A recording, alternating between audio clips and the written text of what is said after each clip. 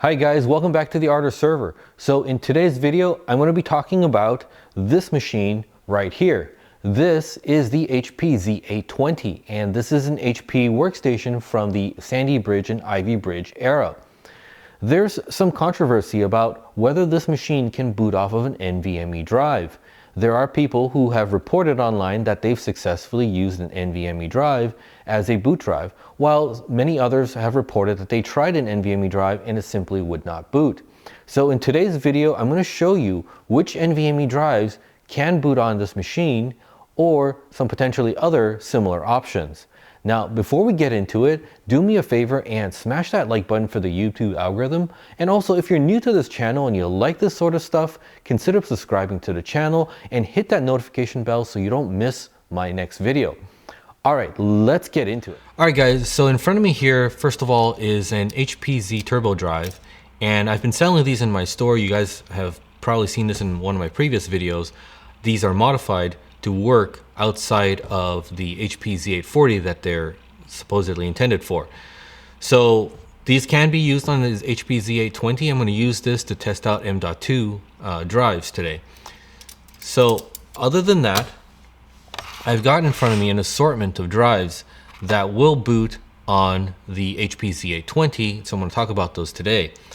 So now there are other options. These are the only three that I've verified firsthand. So that's what I'm going to share with you. I'm going to also demonstrate that on video for you. So I'm not just making a claim on the internet like, you know, other people. I'm actually going to show you and demonstrate that these actually do work. And I'm going to maybe run a kind of an easy benchmark on some of these things so you get an idea of how they perform.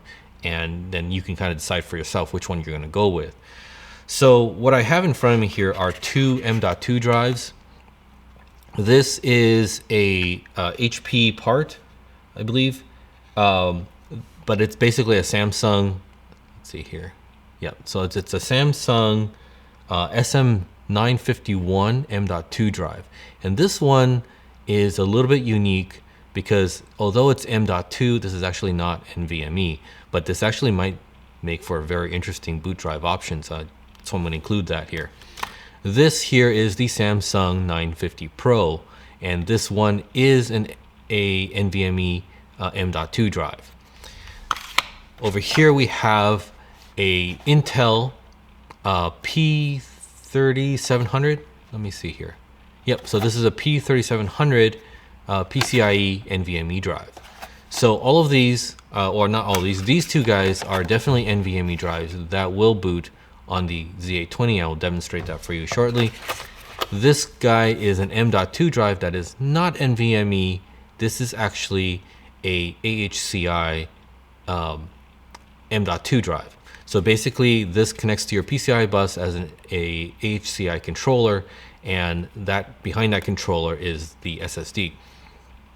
Now you might be thinking, oh, AHCI, so is that a SATA M.2 SSD? Well, from the operating system perspective, yeah, you probably kind of treat this as if it was just like another SATA SSD, but the performance on this thing goes way beyond what a normal SATA SSD will do, and we'll show that later in the video as well. So that's what I'm going to start with today. I'm going to show you how to use this guy as an option.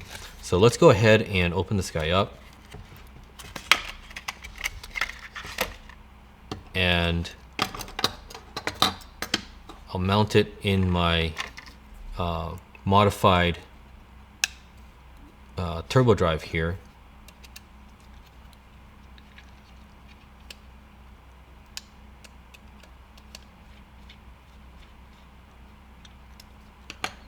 All right, and go ahead and put the heatsink on, although I think for testing purposes this is not really necessary, but hey, why not? All right, so I've got the M.2 drive mounted. Remember, this is not a NVMe drive, it's an AHCI SSD in an M.2 form factor.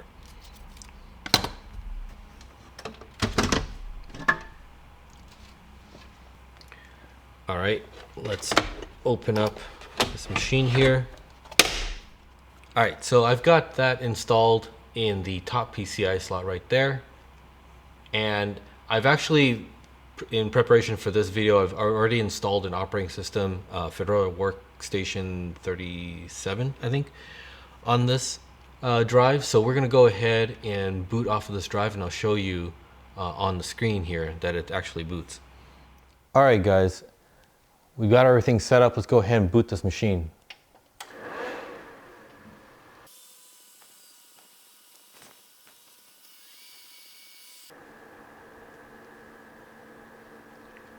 All right, so here you can see we have Fedora 37, and that's off of that M.2 drive. All right, so we got the operating system booted up. Let me just log in here. All right, guys, let's go ahead and look at the disks in the system. So I'm gonna click on Applications, Accessories, Disks. All right, so you can see that there is only one drive on the system, and that's that Samsung 256 gigabyte M.2 drive that I just installed, and that's the only drive on the system. There are no other drives, so that is the drive that the system is booting off of right now. So this is an AHCI M.2 drive, not a NVMe drive. And I think some people think that this might be just like a SATA drive behind an M.2 interface, but it's a lot better than that, and I'll show you why. So I'm going to go ahead and run a simple benchmark here. Let's see, let's do 100 samples. So I'm going to do 100 samples of this benchmark, which is going to be a read-only benchmark, because I don't really feel the need to wear down my SSD for this. I'm just trying to give you guys a general idea of what this option can do. We'll do 1 gigabyte samples. Let's get started.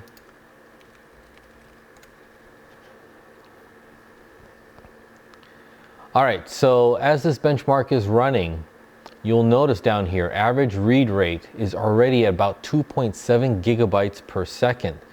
And that's at about 33 samples here, so it's gonna go all the way to 100. So yeah, this is not like your SATA drive. There is no SATA drive that's going to go 2.7 gigabytes per second read speeds. So this is definitely a much faster option than using a SATA drive, but it is not an NVMe drive. All right, so we're done here. It averaged about 2.7 gigabytes per second read speeds. So this is definitely a very, very fast SSD in that M.2 slot, but it's not NVMe.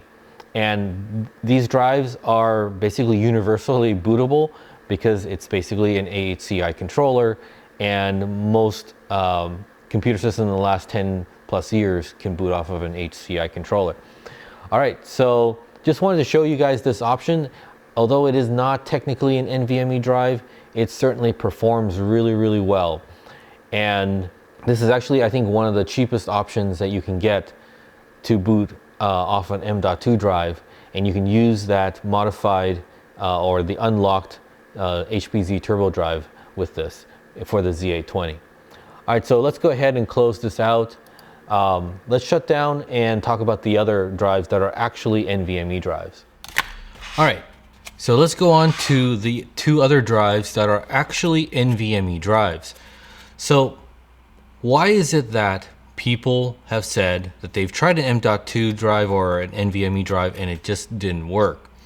So the reason is this machine, the HP Z820, does not support NVMe booting. Okay, so you might say, well, why are these drives going to work? Which I'm going to demonstrate in a moment here. The difference is that this HP Z820 does support UEFI, and you need UEFI in order to boot off of NVMe. Some NVMe drives, especially the ones from this era of the Samsung 950 Pro, they had an UEFI ROM on these drives that basically can bootstrap itself. So the machine can't support booting off NVMe, but it's able to load the UEFI ROM off these drives, and that UEFI ROM has the code necessary to basically make itself bootable. And that is the secret ingredient in getting a NVMe drive to boot off of a Z820. So that's why some people who maybe didn't know that there was a specific drive they had to use, but happen to have a drive that has a UEFI ROM that can bootstrap itself, installed it and it worked, and it said, hey, HP Z820 supports NVMe drive booting. It actually does not. The magic is actually in the SSD itself. So, and that's why some people who have picked up a more modern M.2 NVMe drive, for example, say like a 980 Pro, have tried booting off a drive like that in the HP Z820 and failed. It didn't work because the more modern drives, I guess, I don't really know the real reasoning, but I could speculate that when these drives came out, NVMe drives were still relatively new, and there were still a lot of machines around that people were using that did not support NVMe drive booting.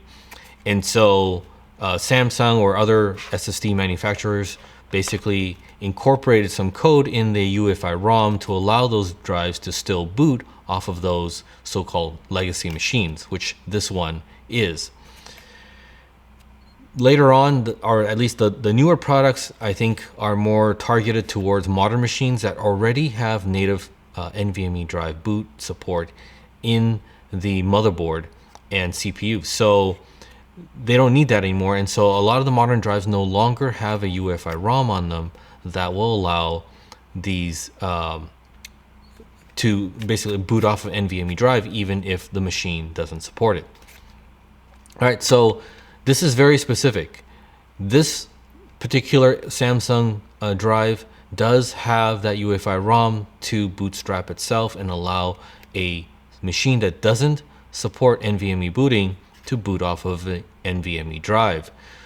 All right, so I just want to make sure that's really clear that the magic is in the SSD, not the machine. And there's only very specific ones, specific SSDs that have that capability. And this Samsung 950 Pro happens to be one of those. If you're watching this video and you're thinking, hey, he got it to work on a 950 Pro, I'll just go get something a little bit newer like the 980 Pro or the 990 Pro, that's not going to work. I've tried it. I have a 980 Pro somewhere around here and I've tried it. It doesn't work. But this one does. And so the magic is very specific to this generation of SSDs. And the same goes with this PCIe card, Intel P3700. There are other NVMe PCIe cards like this that are more modern, maybe a little faster, more capacity. But if you try one of those, it's not going to work. This one, there's a whole bunch of these. So this is the P3700, which is the higher endurance version. But there's other, I guess sister products to this. That's like the P3600 and P3500. All of those have that special UEFI ROM that will allow this to boot on a machine that doesn't support NVMe booting. All right, so let's go ahead and show you that by installing this guy in the HP turbo drive here. All right, let's put this guy in the Z820 and I'll show you how that it actually works. All right, let's go ahead and power on the machine.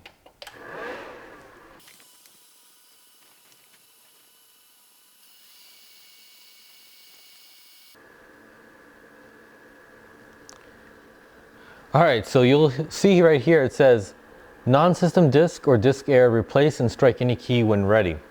Okay, so I deliberately did this because I wanted to show you what it needs in order to boot off of that NVMe drive.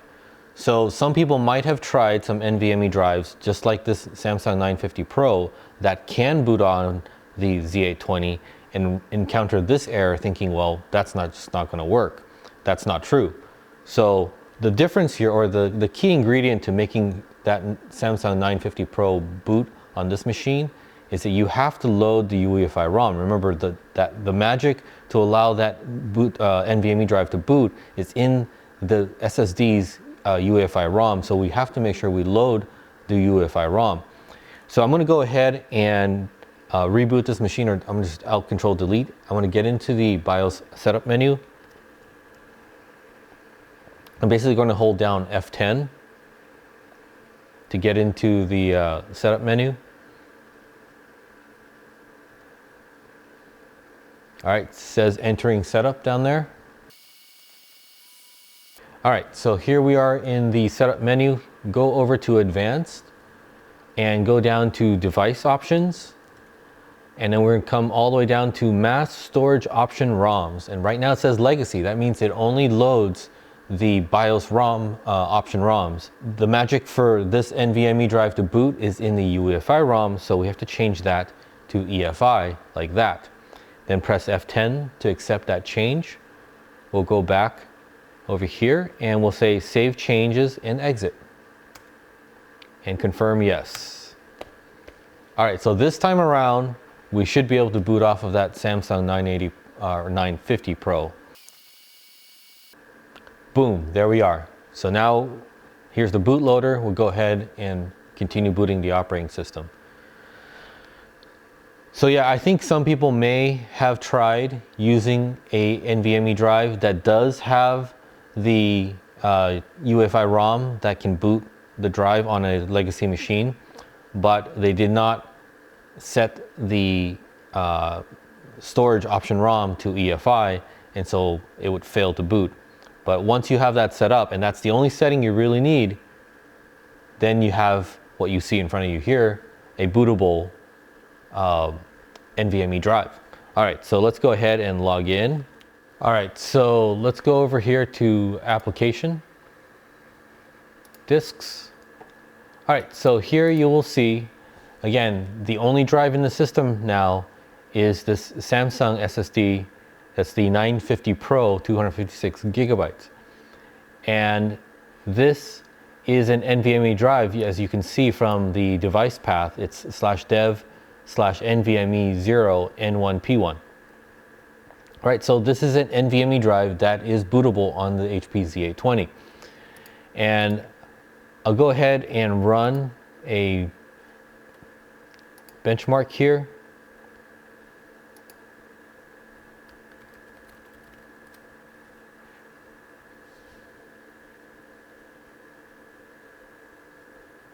All right, so we're running 100 samples in this benchmark, and you'll notice that we're averaging about 2.5, 2.6 gigabytes per second right now.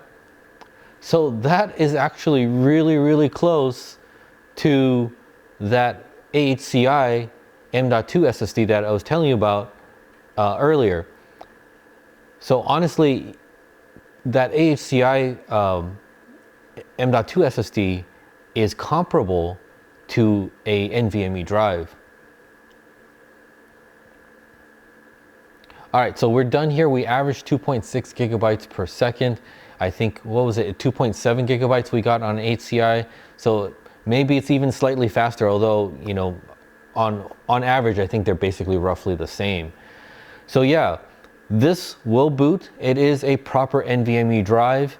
In order to get it to boot, you have to set the storage ROM, option ROM, to EFI for that to actually work. But that AHCI M.2 SSD is comparable to one of these NVMe drives. Now, again, this is a slightly older Samsung 950 Pro, so there are newer drives that are probably a little bit faster. But keep in mind, they probably don't have that UEFI ROM that's going to allow it to bootstrap itself on a machine like this that doesn't have native NVMe drive, boot drive or booting support. All right, so anyway, I just wanted to share that with you guys. I think this is really interesting, comparing this NVMe drive to that AHCI SSD. Now granted, this is just a read performance test. I'm not going to get into details. I think if you want to, you can look up the drive models here and find proper benchmarks. This is not meant to be a proper benchmarking video. I'm just kind of giving you a rough idea of what you can expect with these drives so that you can kind of decide for yourself which option you might want to go with if you have a Z820. All right, let's go ahead and shut this down. All right, so I've taken out the Samsung 950 Pro. So now next let's look at this Intel P3700. So this is a NVMe PCIe card, and these are originally designed mostly for data center use, server use, but they can be found fairly affordably now. And this particular model is kind of the one I would probably recommend, which is the P3700. There are slightly cheaper ones. That's the P3600 and P3500, I believe. Those are lower endurance models. They're kind of meant for either mixed workloads or mostly read workloads. This is a write-heavy workload NVMe drive, so it has higher endurance, and I tend to prefer that just to have a little bit of peace of mind that this is not going to wear out as quickly as the other ones. Now, of course, for an OS drive, you may not be too concerned about that. So if you find a good deal on a P3600 or P3500, you might go for that as well. But anyway, this is a, what is this, 800 gigabyte drive. So it's actually probably a 1 gigabyte drive that's over provisioned.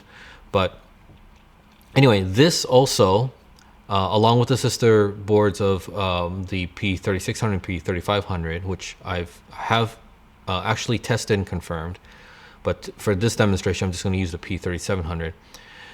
These do have the UEFI ROM on board that will allow it to boot off of a legacy machine, so long as you have that EFI option ROM enabled.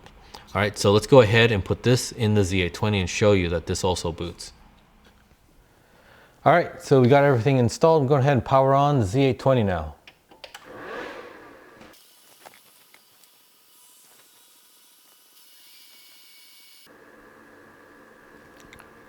All right, so there we are. The bootloader is loading.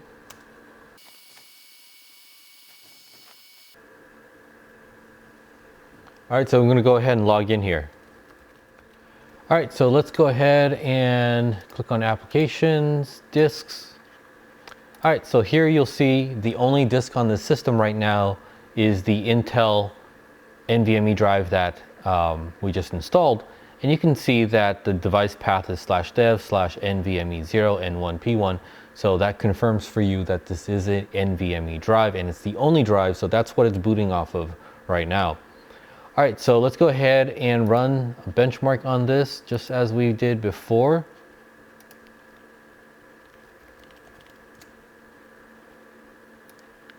So again, this is a read-only benchmark. If you want to see real benchmarks on these drives, go ahead and look up these model numbers and you'll find probably proper benchmarks of these drives online somewhere. But this is just to give you a rough idea of what you can expect using one of these drives as a boot drive. You can see right now we are averaging about 3.2 gigabytes per second read speeds. So this is definitely faster than the Samsung 950 Pro that we tried earlier, and it's also faster than the AHCI Samsung drive as well. All right, so we are done here, and it's averaging 3.2 gigabytes per second. So yeah, this is definitely a faster option if you want a really fast NVMe boot drive.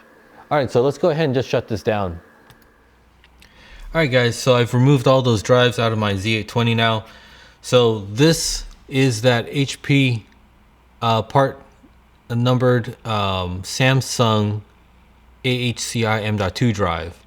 And as you saw earlier, at least in the kind of very simple read benchmark, it performs almost the same, maybe slightly faster. In fact, I don't know, but those numbers are close enough that I would say that these are about the same.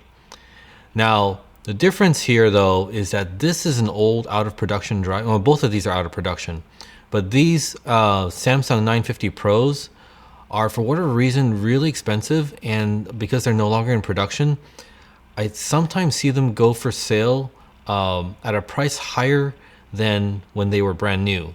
And so maybe there's something special about these drives, you know, beyond the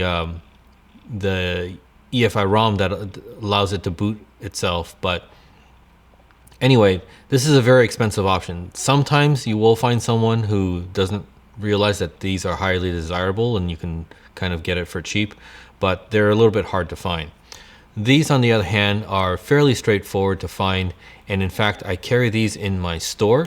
So if you're interested in picking up one of these AHCI Samsung SM951 SSDs, I do have these in my store in the 256 gigabyte size, which I think is the perfect size for an OS boot drive. Typically, you're not going to need a lot more than that. Also, if you want to pair it up with one of these unlocked HP Z Turbo drive adapters for these M.2 drives, I also have these in my store. So I'll leave some links down in the video description for you to check out those products if you wanted to. And then if you're looking for the ultimate speed, the ultimate, you know, boot drive, I think you can't go wrong with the Intel P3700.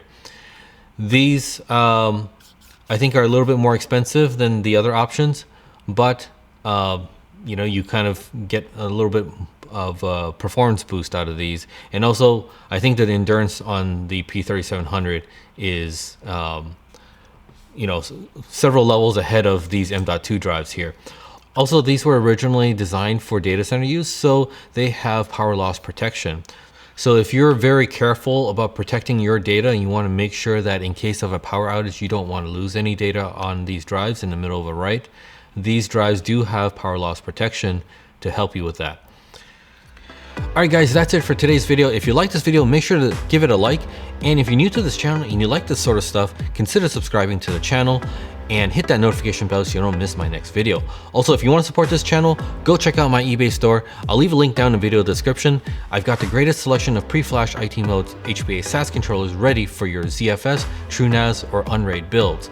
Also, if you have an HP Z820 and you're interested in some of the products I've used in this video today, I'll leave links to those products as well down in the video description below. Alright guys, that's it. Thank you very much for watching and have a great day. Bye-bye.